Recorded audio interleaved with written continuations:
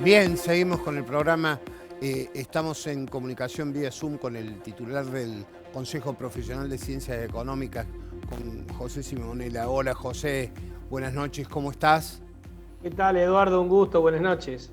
Bueno, José, a ver si traducís al lenguaje de la gente eh, el convenio, el acuerdo, el arreglo que hizo Argentina con los bonistas, porque vos ves funcionarios y técnicos muy contentos con el tema. Eso, en principio, no le llega a la gente, obviamente, porque no tiene nada que ver con la reactivación de la economía en el cortísimo plazo. Pero ¿cómo debe interpretarse este acuerdo? A ver, si para hacerlo fácil, esto es, supongamos que esto le pasara a una persona, a cualquiera de los televidentes, tuviera una deuda muy grande, que no la puede pagar en los plazos que esté estipulada, probablemente la pueda pagar más adelante, pero en los vencimientos que tienen los próximos meses no los podían honrar. Entonces, lo que el gobierno que comenzó dejando de pagar, o sea que la deuda entró en default quiere decir que no pagamos los compromisos tal cual están asumidos. Comenzó este proceso de negociación largo que, como bien decís, terminó bien. ¿Y por qué decimos que terminó bien? Bueno, porque el gobierno logró que esa deuda que vencía en el corto plazo se prorrogara su vencimiento en el tiempo, se alargara el plazo de vencimiento, fundamentalmente quitándole mucha presión a los próximos 3 años, digamos, en lo que le queda de mandato de Alberto Fernández, solamente va a tener que pagar 3.600 millones de dólares, lo cual es muy poco, pero además consiguió, no quita de capital, porque la quita de capital es muy chiquita, es del 3%, sino fundamentalmente quita los intereses. Es decir, el promedio de los intereses que se va a pagar a lo largo de la vida de ese título ha disminuido considerablemente. Antes era del 7%, la tasa de interés promedio, ahora pasó al 3,07%. Es decir, en el ejemplo que poníamos recién de la persona que no podía pagar, consiguió plazo para generar los ingresos necesarios para honrar esos compromisos, pero además consiguió que la tasa de interés que le estaban cobrando se la redujeran. En términos, si querés, de la tasa por ejemplo, de las tarjetas de crédito, es como si el plan de tarjeta de crédito que ahora era el 40, se lo bajaran al 20. ¿Está claro? Así que esa es la buena noticia para los argentinos. Los argentinos logramos reestructurar, logramos pagar de acá un tiempo, descomprimiendo el corto plazo, fundamentalmente con plazo, menor tasa de interés, y fundamentalmente dejamos de estar en default. Es decir, ahora salimos del SEBEN en términos de la gente, o del veraz en términos de lo que conoce la gente. Ahora puede volver a endeudarse, puede volver a ir a sacar un préstamo, cuestión que antes no podía. Bueno, ahora el gobierno argentino va a poder, una vez que termine de reestructurar la deuda acá, va a poder ser de nuevo sujeto de crédito. Obviamente que es el gran desafío del Fondo Monetario Internacional. José, ahora hemos desandado este camino. Falta el del Fondo Monetario, al cual se le debe una suma importante también, ¿no? Se le debe una suma muy importante al fondo. Desandar el camino del fondo no va a ser tan fácil, fíjate vos lo que te digo. Es decir, yo siempre digo, arreglar con los acreedores privados es una cuestión de ponerse de acuerdo en tasa y cláusulas legales. Es decir, tasa, quita y cláusula legal. Es una cuestión de plata y de cláusulas legales. El gobierno decidió honrar las cláusulas legales que estaban previstas, que previamente intentó no hacerlo y por eso no tuvo aceptación, y luego se pusieron de acuerdo con la plata. Muy bien. Con el Fondo Monetario Internacional no es una cuestión de plata y de cláusulas legales, sino fundamentalmente de poder demostrarle al fondo que hay un programa que hace a la Argentina sustentable. Esto que el ministro Guzmán siempre habla de la sustentabilidad de la deuda, lo que el fondo le va a pedir es que demuestre cómo va a ser la sustentabilidad fiscal, es decir, cómo el Estado argentino va a generar los recursos necesarios para poder comprar los dólares para poder pagar la deuda. Esto implica dos cuestiones: sustentabilidad desde el punto de vista fiscal y, por otro lado, superávit comercial. Superávit comercial que hoy tenemos pero que Argentina, cuando comienza a entusiasmarse con atrasar el tipo de cambio y algunas otras cuestiones, lo pierde cíclicamente y comienza a tener problemas de balance de pago. Hoy tenemos, por suerte, superávit comercial como consecuencia básicamente de una caída de las importaciones, como consecuencia de la crisis económica,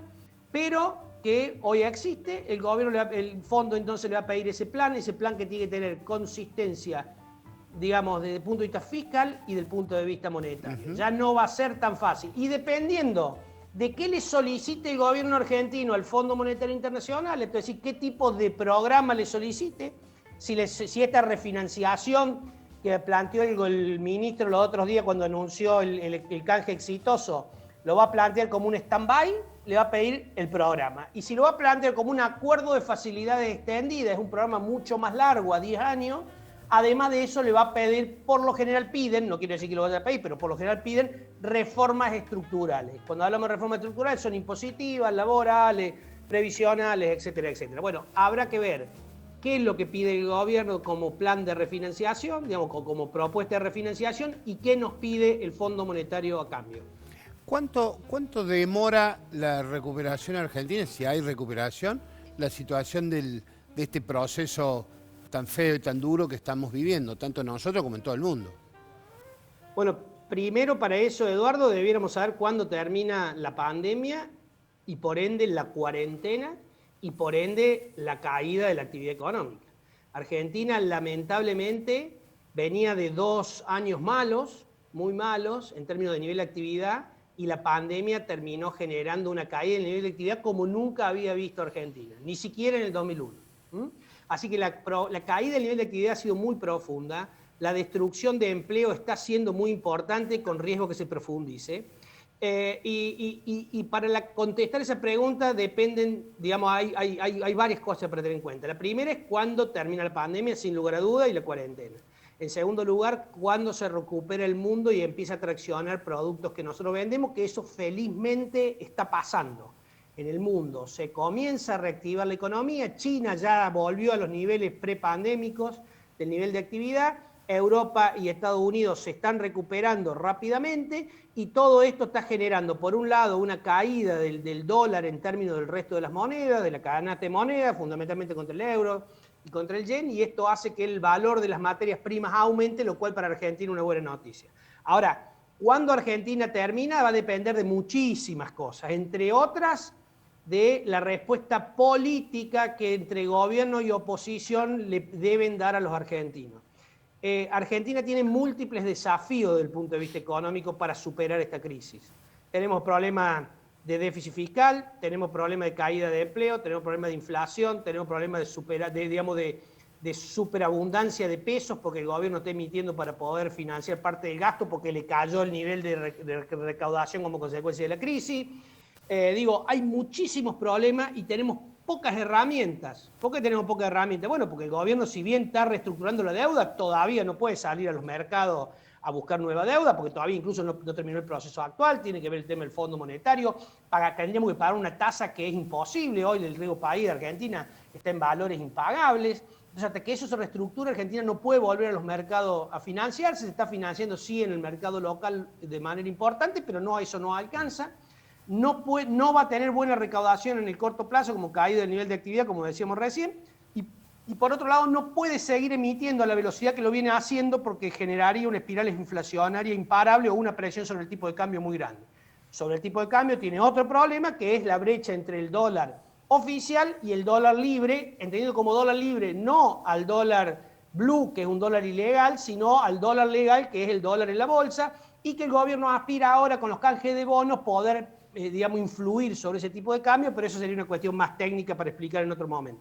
Además, así que ese es otro desafío. Así que múltiples desafíos, muy poquitas herramientas, no le queda posibilidad de endeudarse, dijimos recién, no le quedan prácticamente reservas, no le queda mucha posibilidad para emitir porque la posibilidad de seguir introduciendo dinero en la economía es muy bajo. Así que me parece cuando a vos te quedan tan pocas respuestas de lo económico para dar, tan pocas herramientas, necesitas sí o sí apalancarlo con decisiones políticas. Y esas decisiones políticas que te aumenten la efectividad de la herramienta económica desde nuestra óptica o desde mi óptica, es un acuerdo entre oposición, entre gobierno, en sindicatos, sectores productivos, cuando hay sector productivo todo, sector bancario, todos en una mesa definiendo cuáles son las prioridades.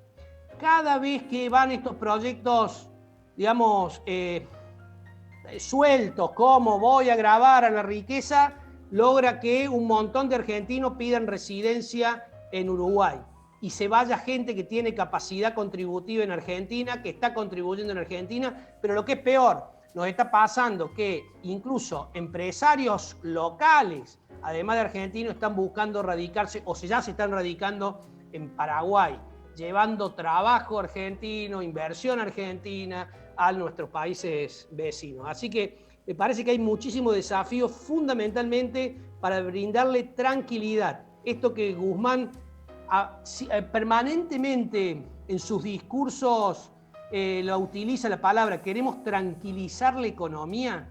Es imposible tranquilizar la economía, Eduardo, si no tranquilizás la política.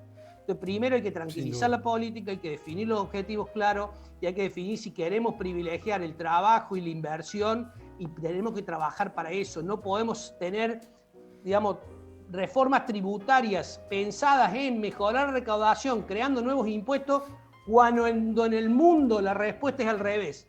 La presión tributaria en el mundo baja para que los efectos para poder contrarrestar los efectos de la pandemia. Así que me parece, como te decía, que hay muchísimos desafíos, pero tal vez el más grande, el más importante y el que primero tenemos que resolver es el desafío de lo político. Sí, tomo nota de eso que estás diciendo, que estás proponiendo virtualmente una Moncloa, porque es reunir a todos los sectores políticos, sociales, empresarios, sindicales, en una mesa para encontrarle la vuelta a la situación, ¿no?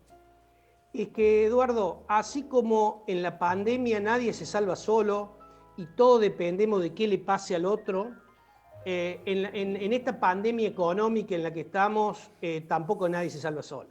Está bien. Es imposible que un sector se salve solo. Yo creo que acá tenemos que salvarnos todos juntos, poniendo ideas todos juntos, con objetivos claros, digamos, construyendo sobre las coincidencias y dejando de lado las divergencias, porque si lo que vamos a hacer es seguir construyendo la grieta sobre las divergencias, la verdad que desde el punto de vista de la inversión, ni siquiera la buena noticia de un canje exitoso como nunca lo había tenido ningún gobierno en Argentina tuvo efecto más de un día o 2 días en los mercados.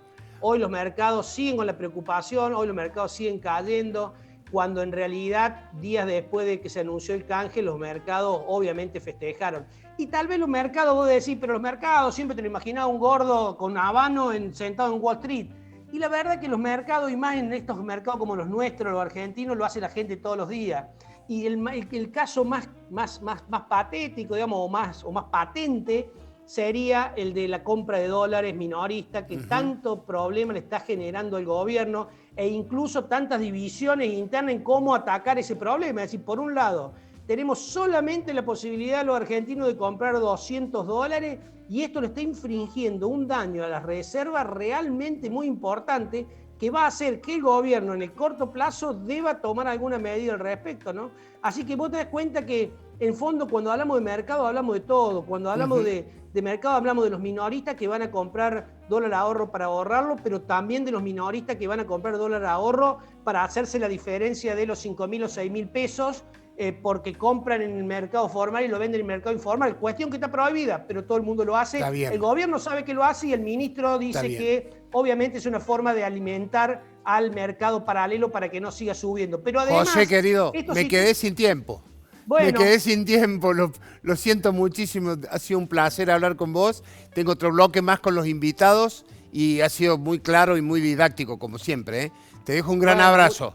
Muchísimas gracias, Eduardo. Saludos ahí, al piso. Gracias. Bueno, gente, importante las declaraciones y las opiniones de José Simonella. Nos vamos a una nueva pausa, ahora volvemos. Vamos a seguir hablando de la reforma judicial.